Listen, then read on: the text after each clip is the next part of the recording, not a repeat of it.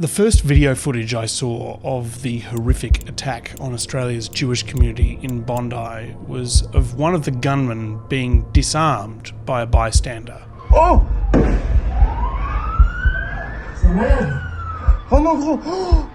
Ahmed Al-Ahmed, a Sydney tobacco shop owner, tackles the shooter from behind and wrestles his gun out of his hands. In an unbelievable scene, Ahmed then points the gun at the shooter, forcing him to retreat. He stands his ground as the second shooter advances on his position, firing as he goes. We've all had a lot of different emotions this week. Shock, horror, incredible sadness, anger. But one thought that I've been dwelling on since seeing that video is, what on earth is that gun doing in Bondi? It's a big gun. He's firing over and over and over before he's finally forced to reload. This happened in Australia. I thought, in fact, the world thought, that a shotgun capable of firing so many rounds so quickly was banned here. Even former Prime Minister Malcolm Turnbull thought so. I read a report that there was a pump-action shotgun involved. Now, I thought pump-action shotguns were not available. No, so I was very much of the impression that they were not available. And yet, according to New South Wales Police, apparently the gun that the shooter had was legal.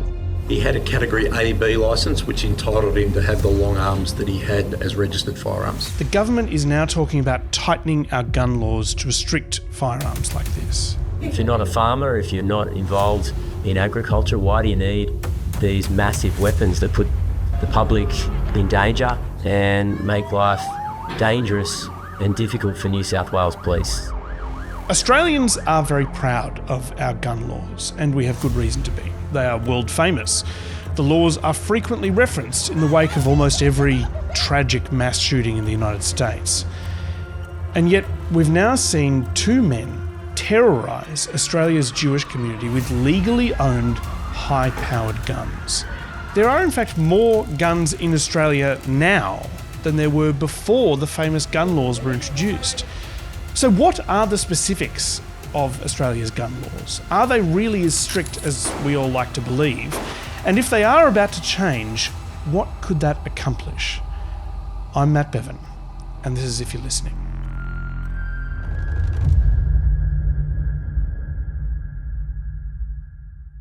Something that you don't see much anymore is a high-profile politician deliberately seeking out a hostile crowd to speak to. Can you just tell us why you're here? Why? Mainly because people's rights are being taken away from them. They've done nothing wrong and they're being victimised. On the 16th of June 1996, a cricket field in the small Victorian town of Sale was filling up with rather angry people. Come to stick up for our rights. Why do you need to?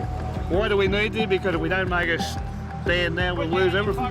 The headline speaker was set to be the Prime Minister, John Howard. What are you here for? Meet Mr. Howard and see what he's got to say. Do you think you'll be happy with what he's got to say? I doubt very much. The issue at hand was whether people should be forced to give up their high-powered firearms. All I'd like to know is he keeps saying that 95% of the public don't want guns. Where does he get his figures? Just answer me that. That's all I want to know. Ahead of the event, the police became concerned that the Prime Minister was in danger. The AFP tell me they've had a quite explicit warning. The local police have had a quite explicit warning that somebody's going to shoot you. He was urged by police and one of his top advisors to wear a bulletproof vest. I don't know if they're right or wrong, but I have no idea how I would go and tell Jeanette and your family that we were warned for you to wear this flak jacket. You didn't, and you got shot. I have just no idea how I would say that to your family. When Howard arrived, wearing the bulky vest under his suit jacket, he was greeted by a local gun control activist. Thanks, Mr. Howard, for coming to Sale. On behalf of 10,000 Victorians, I present to you these petitions which strongly support your view on gun control. But as he climbed the steps of the grandstand, the crowd let him know that they were not happy to see him.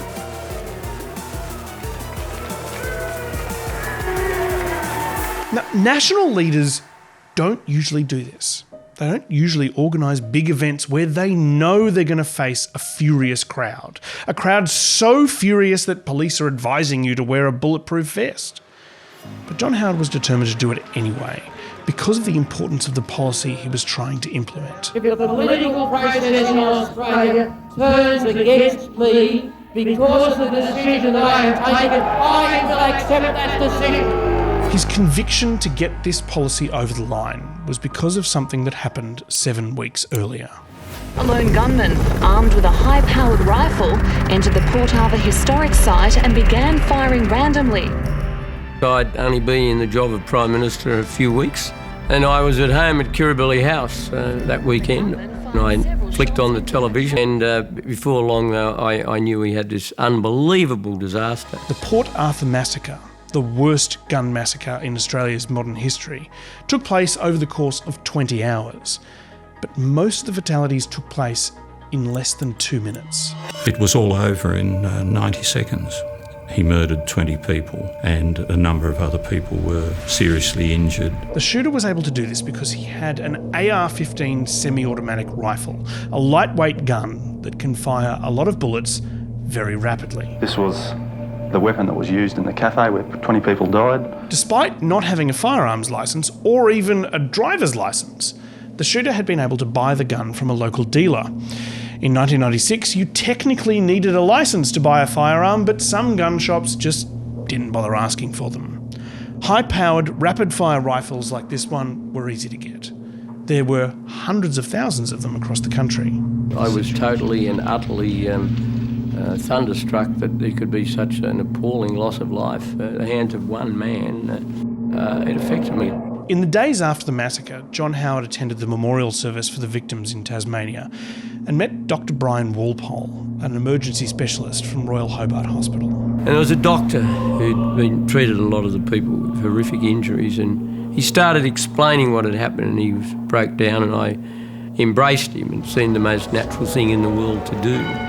Howard listened to several tragic stories about what had unfolded that day. Walter Meckhag, of course, had lost his 2 beautiful daughters and wife, and he wanted me to do something to stop it happening again. He returned to Canberra determined to do just that. I can remember discussing this issue with some of my staff, and 1 or 2 of them said to me, "You're not really thinking of banning all semi-automatics, are you?" And I said, yes. I said, we might as well go for broke on this. The barrier Howard faced wasn't the opposition Labor Party. He'd just won a landslide victory, and the new opposition leader immediately threw his full support behind gun control. Those who would resist him have got to understand that 90% of the public believes in the propositions that he put forward. The barrier was from inside his own Conservative coalition. Howard, a lifelong resident of suburban Sydney with no background in agriculture or hunting, was surrounded by rural colleagues who were opposed to his point of view. And, sitting around the cabinet table were people who actually owned a lot of guns. Howard knew virtually nothing about guns, so he called his primary industries minister and asked him for advice. Said, your job is to explain to me and convince me as to what sort of firearms farmers need and legitimately must have access to. What sort of gun do you use? And I hesitated for a moment because I thought I don't quite know how to tell the Prime Minister that I have what he would regard as an arsenal. He was asking for fine detail, though. He wasn't interested in his colleagues' arguments against banning guns. We realised that Howard wasn't going to change his mind. I mean, you could give your arguments against the gun control and you knew he would listen to you politely and he would be patient with you, but you knew you were talking to a brick wall. He was not going to change his mind. Consultation inside the government was brief, to say the least. I have not changed my views. I will not be changing my views. Within 2 weeks of the Port Arthur massacre, Howard had consulted with police commissioners and state and territory governments and come up with a final plan. I'm very happy to announce that the Commonwealth and the states and territories have agreed on a uniform and much tougher approach to gun laws, which will, in our view, make Australia a much safer place in which to live. The decision was that identical laws would be introduced across all Australian states and territories. The laws would organise guns into categories and implement a licensing and registration system for their use. Handguns, pistols effectively, would be category H. Long guns, like rifles and shotguns, would be split into 4 categories: A, B, C and D, with A being the least restricted and D being essentially banned, with very few exceptions. Purposes, I clearly have in mind the police and the armed services. But already you can start to see how this gets complicated. The police and military need exceptions. So do some farmers and some professional shooters who are charged with controlling feral animals. And figuring out which guns go into the most restricted category is difficult. The problem is that it's like drunk driving. You have to set a threshold, and that threshold has to be somewhere. What you want to be able to say is nobody can have guns that can kill large numbers of people very quickly. But how do you write that into a law? There are thousands of different models of guns, with hundreds of different mechanisms and dozens of different types of ammunition. Where's the threshold between very, very dangerous and still dangerous but okay for people to have if they've got a licence? What goes into category A and B, which are available to most people with a gun licence, and what goes into category C and D, which are only available to people who can satisfy the police that they have a genuine need for them which cannot be met by any other methods or any of the non-prohibited weapons. The government eventually decided to make these guns essentially illegal. All other self-loading centrefire rifles, all self-loading and pump-action shotguns and all self-loading rimfire rifles. This was effectively a restriction on all guns that can fire lots of bullets quickly. Self-loading or semi-automatic guns are guns that can fire like this quickly. The action of pulling the trigger is both firing a bullet and loading a new bullet into the chamber. Those are all highly restricted in category D. Meanwhile, a pump-action shotgun is your classic boom type of shotgun. You need to pull a slide on the barrel to load each cartridge, but they can still be fired very quickly.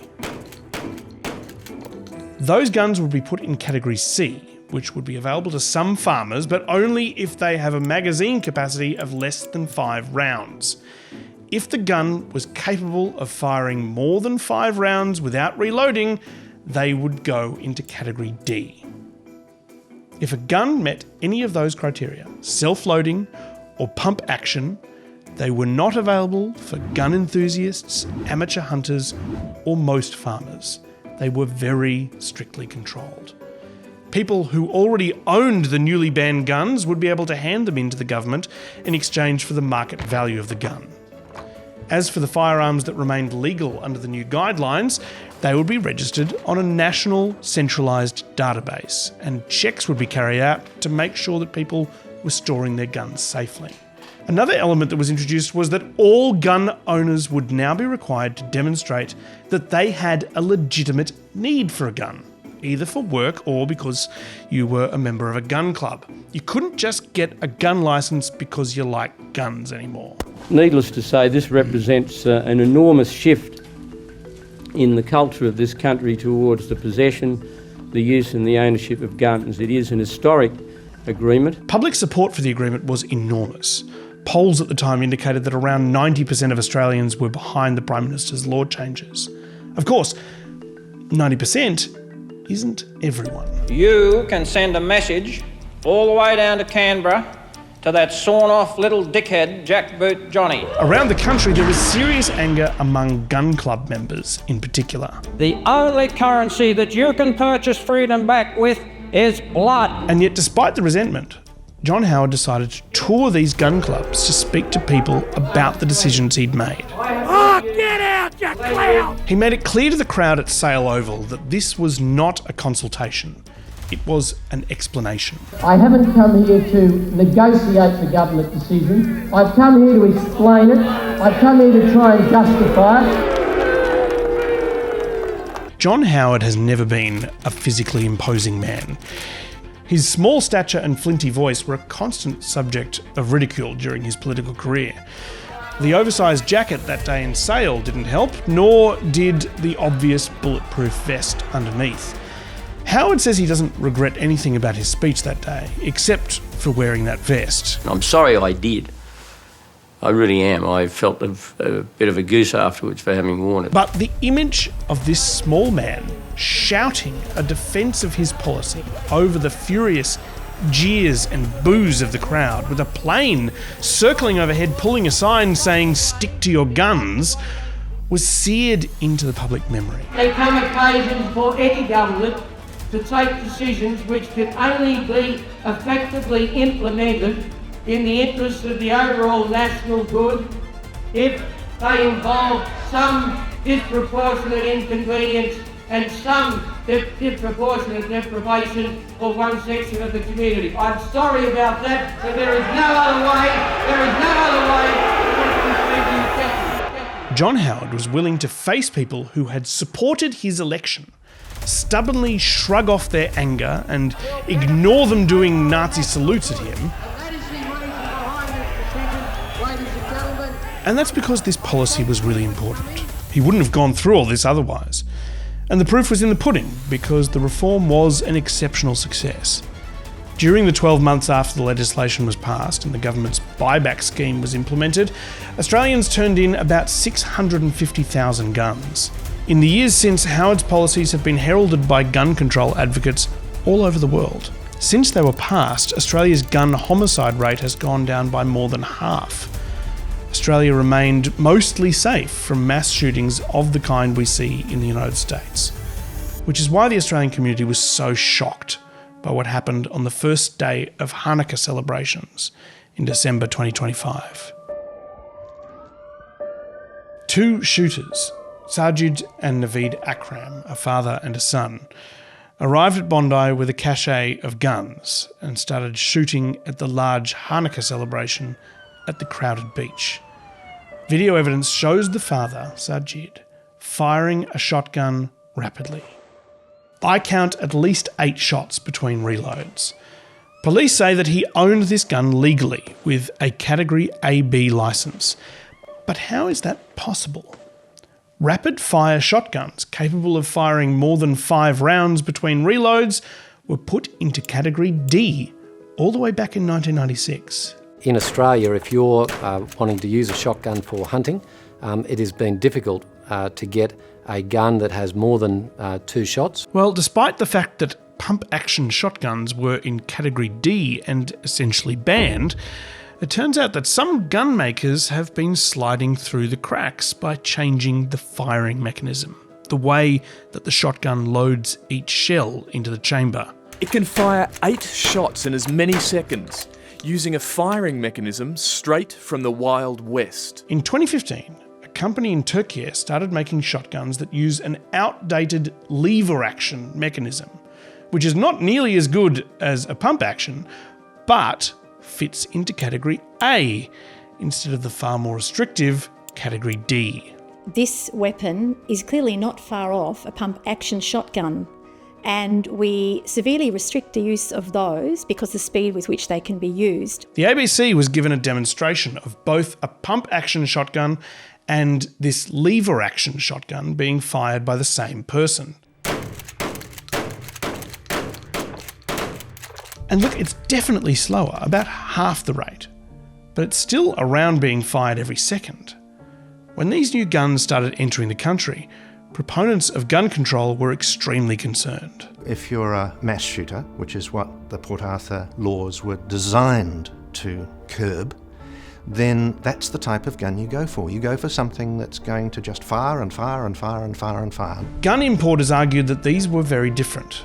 But some users of online gun forums clearly see this as a way of getting around the 1996 gun laws.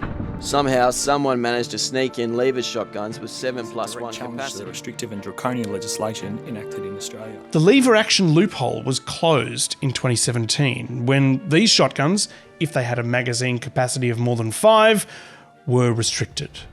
But the reprieve didn't last long, because soon after, new shotguns with different types of firing mechanisms were designed to take their place. This has meant that over the last decade there has been a cat and mouse game between governments and gun importers as different types of high-powered shotguns are introduced into the market and then restricted. This is how the Bondi shooter was able to legally own a shotgun that can fire so many shells in rapid succession without reloading. Both of the shooters can be seen using guns with straight pull mechanisms, which have only been recently introduced to Australia, and are therefore still available to Category A owners. High-powered weapons like this, creeping into the more accessible categories A and B, is just one of several examples of how gun laws have been neglected since 1996. A few gun owners have contacted us since the Bondi attack to tell us that they're shocked by how easy it is to get a gun licence in Australia. They've also told us that they think that audits by regulators are too infrequent. People smuggling guns into the country has also become a serious issue. There are now an estimated 260,000 unregistered illicit firearms in circulation in Australia. Another issue is there's no cap on the number of guns you can own, which has led to growing instances of people stockpiling guns. Police conducted weapons inspections have been met with heavily armed and very angry people. Last week, police searched 70 properties throughout the state. They seized 135 firearms and cancelled or suspended 44 gun licences. Police came here at 7:30 this morning to conduct a firearms inspection. They say that when officers arrived, they were threatened. In my opinion, those officers did not stand a chance. A candlelit vigil was held in Toowoomba for the young constables shot dead at Weambilla last December. Most Australians are proud of our gun laws, and most think that they keep us safe from the horrors of mass shootings that we see around the world. But clearly that's no longer the case. And now, in the wake of this attack on the Jewish community, Australia's biggest mass shooting since Port Arthur, the government is looking to update laws that have been left fairly dormant for 3 decades. Today, I'm also announcing that the government will establish a national gun buyback scheme to purchase surplus, newly banned and illegal firearms. The largest buyback since the Howard government initiated one in 1996. In the days after the shooting, New South Wales Premier Chris Minns announced that his government would be specifically addressing the loopholes in the law that allowed these guns to be legally bought. We are proposing a bill to reclassify straight pull-up and pump-action shotguns, to look at reducing magazine capacity for shotguns, for prohibiting belt-fed magazines in those shotguns. The laws are likely to pass quickly as there is still strong popular support for gun control measures. But John Howard, author of the 1996 reforms, says tightening gun laws isn't the only answer. Focus on guns, it's welcome always, provided it's designed to tighten existing laws to eliminate loopholes, but I do not want focus on guns to be used as a pretext to avoid the broader debate about the spread of hatred of Jewish people and anti-Semitism. And of course he's right. There's no doubt that further tightening gun laws will make Australians feel safer in their communities. But figuring out how to stop gun importers finding legal loopholes is going to be complex. What's even more complex is figuring out what to do about the fact that there are people in our society who are willing to attack a religious celebration on a sunny summer afternoon in a beachside playground.